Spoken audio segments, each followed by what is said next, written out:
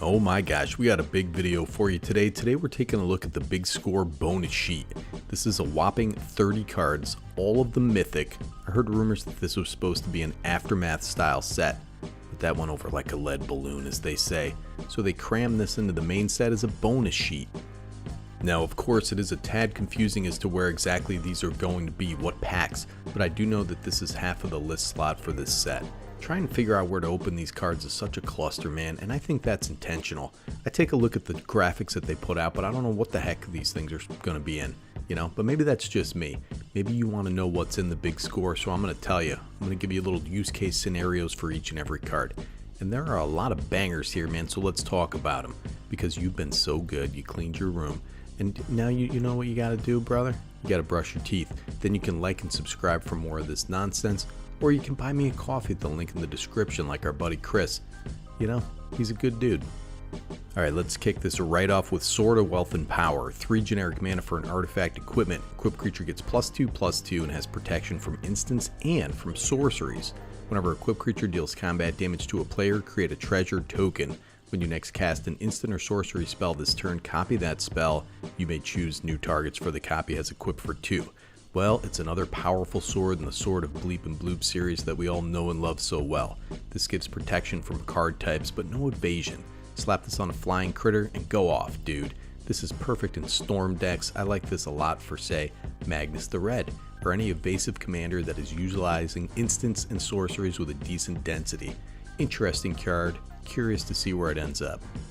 Ancient Cornucopia is a mana rock that gains you life. This is a solid little role player in these Bant life gain decks, Lesnia life gain. I'm not sure how many decks this goes in right now, but it's one of those cards that I file away for the future when that commander gets printed. Too bad it isn't in Oloro colors. Then we have Bristlebud Farmer. This is a damn beautiful Venus flytrap who got into anabolic steroids instead of Miracle Grow. This guy's a little clunky, but as a better than average stat line, can be a sweet attacker in your food decks. You also want to be self-milling. This is another card I'm not sure exactly where it goes. Collector's Cage. This card is pretty nuts. Has that Coven text, can manipulate powers with a +1/+1 counter. I really like this card in a variety of decks. That hideaway condition is very easy to achieve. I'm a believer in this card, man. You gotta believe me, brother. Esoteric Duplicator. So this is a weird effect. Basically, it's pay 2 and draw a card, but then you can use it to get a little more value if you're sacrificing things for value. You have to wait until end step to get your token copy. Otherwise, this will go infinite very easily. Kind of a neat card. Not sure what the application is for this one, though. Fomori Vault is a very powerful draw effect on a land, but only in decks where you're creating a ton of artifacts. I can see this in a lot of decks as a way to filter out your impactful effects, see a lot of cards, plus it's a discard outlet. Costs 3 mana though, it's a weird one, I gotta say. Generous Plunderer is giving your opponents treasures. Wow, that's great, dude. Well, not really. Very niche card, but can be powerful in like a Vazi deck. It's more of a limited card. Too small to be impactful in Commander, though who knows, man. Maybe you can hose an artifact deck with it. The old Grand Abolisher gets a reprint, and he's got a reskin as Danny Trejo, dude. It's good to see what this guy's face looks like. He's going to abolish your face, dude. I like the art, I like the card, I like that it's getting a reprint. Remember, this was just reprinted in Commander Master, so we might see a little price depression on this one, depending on how plentiful these cards are in the packs. Then we have a card named Greed's Gambit. I don't know what this can be useful for in any deck I can think of. Many of these enchantments with drawbacks can be used as sack fodder, until you read that last ability. What the heck, dude? What do I do with this? I wish there was a way to give it away, with a John Irenicus for enchantments or something. Cards like this, if it wins on the spot, fine. Maybe better in 20 life formats. Then we come to this cute little Beeble, this cute little Tribble here, dude. Is this guy a Fomori? I thought Fomoris were giant gray giants. Anyways, man, the key to everything is a really solid card advantage legend that enables cast from exile payoffs. I like this in a Team or Good Stuff deck with lots of different card types. Neat little card, man. It's a little too cute for sure, though. I don't want Jason Vraska to adopt a Furby, dude. That's not what I signed up for here, brother. Very good card. See my video on it if you like. Now we go from the Beeble with big eyes to Harvester of Misery. Look at this monster. You know, it's just a spirit in the night, dude. It's my ex-wife just lapping up that misery, dude. I like this in certain decks, but I wish it wasn't symmetrical. I'd have to look hard to find a home for this animal that I wouldn't rather use a Massacre Worm. But it is kind of nice that it puts itself in the graveyard for decks that care about how many creatures you have in the graveyard. Then we have a card named Hostile Negotiator. He comes in, he makes a clue, and in a black wheel deck can make a couple over the course of the game. He would make a lot more if it didn't say one or more, you know? Say you wheel, only one clue token, dude. I've never seen an Ogre Rogue before though. Discard decks are just my little pet peeve, man. Most of the time we're all in top deck mode and I just ate Taco Bell and have to visit the laboratory. And nobody's doing anything. Might be good in those decks, but those are anathema to the old Nicky G, man. And next up we have the Legion Extruder. Extrude means to put a filling in, like Twinkies, you know? That cream is extruded into the cake shell. At least that's what I understand it to mean, but I'm no engineer. Anyways, this is a decent little artifact sack engine that makes other artifacts. I don't know, man, this thing's clunky too, not sure where this goes. It's like a budget sacrifice artifact deck. Memory Vessel. So this is just a cheap fixed version of Memory Jar. It gives your opponents an entire turn cycle to play those cards though. The power of Memory Jar was that it was recurable and restricted the new hand to one turn, and you drew those cards, so you could deploy that to your advantage, especially in decks that care about that. This gives them until your next turn. Interesting, but it's kind of bunk, man.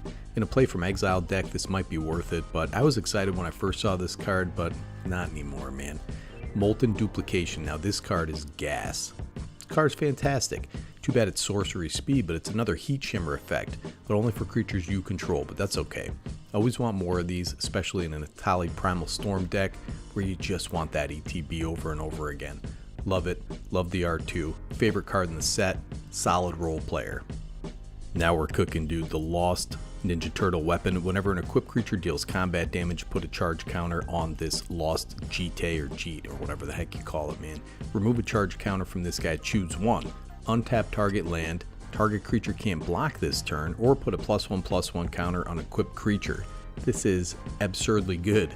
Note that it says combat damage, so it doesn't need to hit a player, just something. It's one to cast, one to equip, no drawbacks, grows the creature. Very solid card, man. I can see myself using these charge counters to untap a bunch of lands. Goes great in a proliferate deck as well. Crazy card, fantastic art. I'd be happy to open one of these. And one of these, the Nexus of Becoming. At the beginning of combat on your turn, draw a card.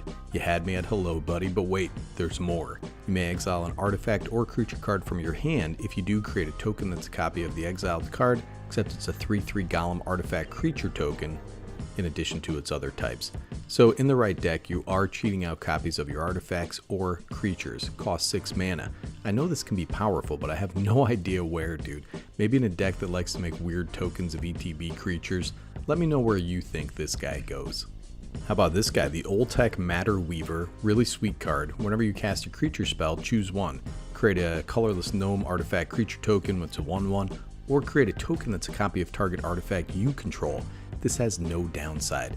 All you need is some artifacts out there and you're making copies, dude, when you're casting your creatures. This is insane in an artifact creature deck. Really nice role player. It's a little narrow, but with no downside. I can see this going in a lot of decks. Now this is a weird one, Omen Path Journey. 3 and a green for an enchantment. When it enters the battlefield, search your library up to 5 land cards that have different names, exile them, and then shuffle. At the beginning of your end step, choose a card at random exiled with it, put it onto the battlefield tapped. Would you rather just grab 2 lands to the battlefield for 4 mana? You know, this really has to stick out there for 3 turns to be worth it, because even if you get a little land combo, you can't do too much with it because this happens on your end step. Then you have to untap and you have to make sure you get those out of the random draw that you're going to get anyway. I don't like it very much. I will say that it's very unique. Oh my gosh, is this a Black Lotus? No, dude, it's the Lotus Ring. Very interesting card. The Vigilance combined with the tap ability is pretty bonkers. +3/+3 is a beefy buff, and beefy buffs and better commander. That's what we want to see, dude. Better buffed up beats and beefs is what I'm calling this channel now. Anyways, I like this, but I'm not in love. It's powerful enough, but balanced around the need to sacrifice the creature. Powerful in the right decks, man. Pays its own equip cost, which is kind of nice. Pest Control is a token swarm killer, clue killer, treasure killer. Not a massive fan of this. You can't really snipe soul rings either because this is a symmetrical effect. 2 mana for this is kinda nice though. Rest in Peace gets a reprint. This nukes graveyard strategies and is generally a decent stacks card in higher power metas. The old standby this one, and the art here is pretty good. Everybody's getting raptured up to the eclipse, dude. I was raptured up, but I only went up a few feet, fell back down. Sandstorm Salvager. This would be amazing in a Splicer deck or any deck that's running a swarm of tokens in green. There are Selesnya swarms that are pretty nasty, dude, and this Auburn Reaper can be a finisher in those decks.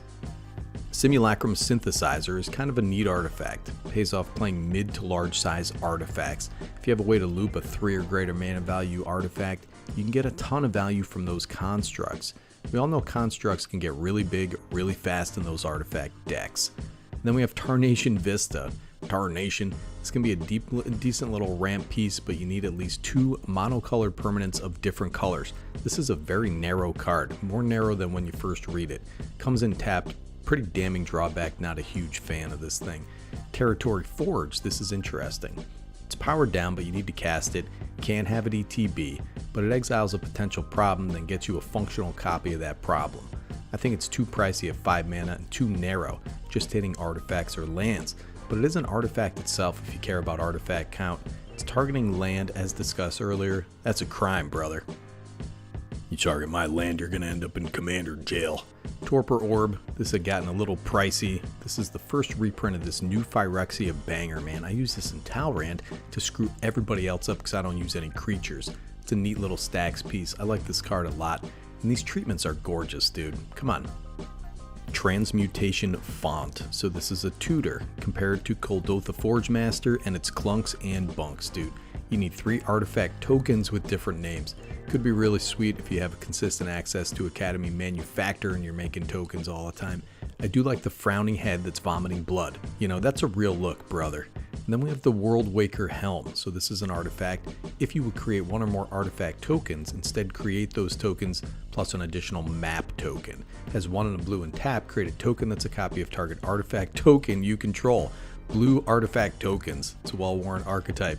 This is great in a deck like Brutaclad, where you're making tons of tokens and making those tokens into other tokens. I think it's fairly costed and pretty narrow. Okay, last up we have the Vaultborn Tyrant. 5 green for a creature dinosaur. It's a 6/6 with trample. Whenever this guy or another creature with power 4 or greater enters the battlefield under your control, you gain 3 life and draw a card. When this guy dies, if it's not a token, create a token that's a copy of it, except it's an artifact in addition to its other types. Oh my god, dude. This draw cards, it slaps in, has phenomenal staying power, and is wild looking to boot.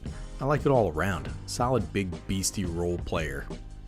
So listen bros, we have this little mini set within a set with some solid little role-playing cards that can get stuff done in the right decks. I'd much rather see designs like this as opposed to the roaming throne, you know, free spells, dockside, fire sale, power creep design. Almost all of these cards make me think of very specific archetypes for which to work them, and are decent in those archetypes. It is a fascinating bonus sheet mini set or whatever you want to call it. Glad they're sticking it in the packs as opposed to trying to sell you more packs, you know. It's a little suspect, but whatever. So let me know what you guys think. Are any of these worth a damn?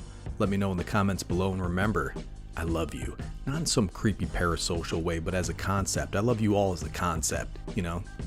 You're all a concept to me, brother. Nicky G from Better Commander, signing off.